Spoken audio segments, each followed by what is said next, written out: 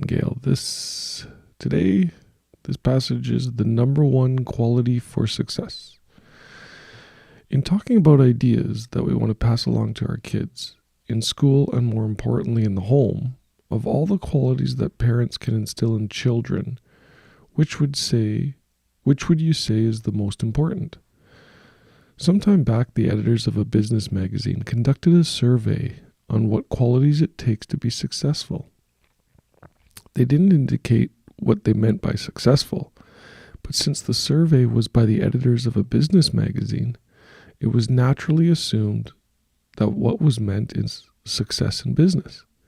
Well, interestingly enough, the same number one quality emerged for success in business that came up for success as a father or mother.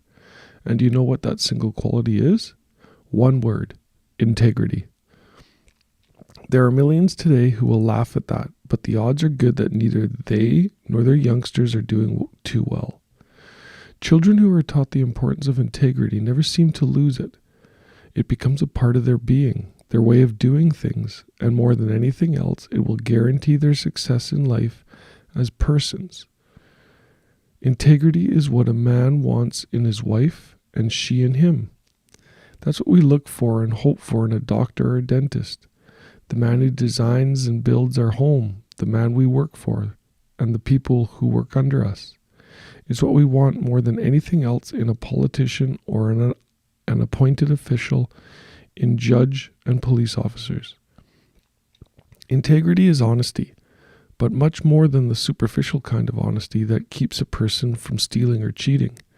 Integrity is a set of mind and character that goes all the way through like good solid construction. And integrity, or the lack of it, is generally taught in the home, in little as well as big things. In business or in life, the number one quality is integrity. For most people, it would seem getting through life is a matter of managing a compromise between integrity and expediency. Integrity is all well and good, and everybody would like to have the word apply to her. But there are times it is usually thought when it's perhaps best to wink at integrity and indulge in a little larceny or remain silent when speaking one's mind might result in a loss of popularity or ostracism of some kind. As Ortega tells it, the human creature is born into the world in a natural state of disorientation. He's the only creature on earth who is not at home in his environment. He must, and he does, in a godlike fashion, create his own life, his own world. Now, that's an awesome thing to think about. The responsibility is onerous, frightening. To present a white, knight-like facade of unblemished and unsoiled integrity is not only difficult, to most people I'm sure it's also a little ridiculous. The old battle cry of the mob is, everybody does it, why shouldn't I? And that's exactly why the person of integrity doesn't do it. They will ask, what are you trying to be, a Boy Scout? What's wrong with being a Boy Scout? Why shouldn't we go straight in a time when such an attitude needs all the recruits it can get? Integrity in business is the surest way on earth to succeed. Sometimes it might seem that what you're doing is going to cut into profits, but it inevitably ends by increasing profits. When we put the well-being of people in first place, we'll never make a mistake. People first, profit last. And the more you do it, the bigger and better your profits become. It's the old law of cause and effect. In my opinion, there should be courses in integrity. Someone once wrote that if honesty didn't exist, it ought to be invested as the best means of getting rich.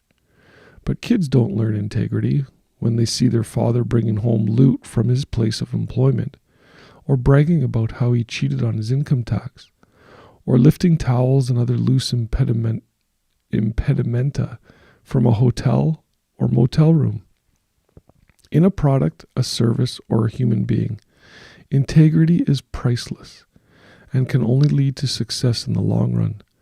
We've all played golf with people who conveniently forget strokes. They fool no one, least of all the other club members, and they become objects of derision.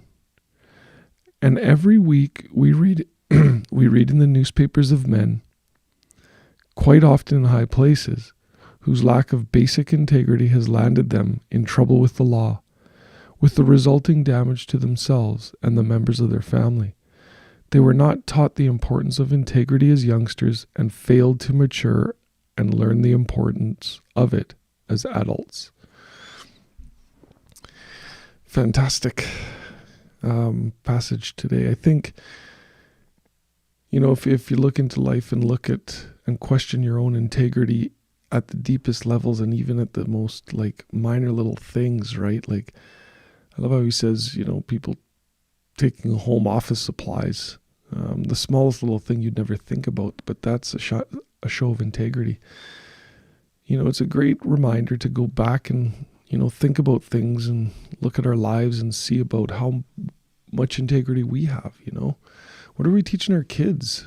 Are we teaching them about integrity? As he says, it's taught at home more than anything. So, when you look at your life, make an evaluation and see how much integrity that you do have. We can say it all we want, but our actions are really what tell us everything. One of the things I loved is how he says that the human creature is born into the world in a natural state of disorientation. It's the only creature on earth who is not at home in his environment. So every other animal that's born is at home in their environment, like fish in the sea and animals in the forest and things like that.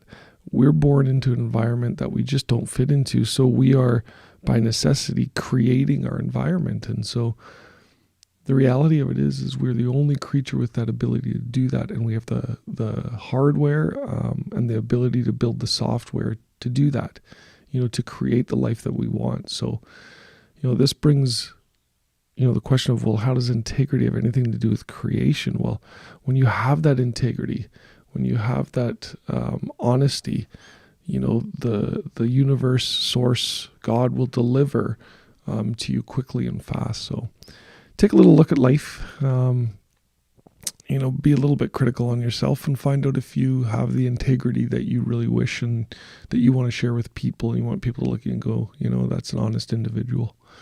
Right, especially on this Sunday, God's day of rest. Let's look into ourselves and, find that bit of integrity. So everyone have an amazing Sunday, and we will see you Monday morning for a reading. All right, have an amazing day, you guys. Love you all.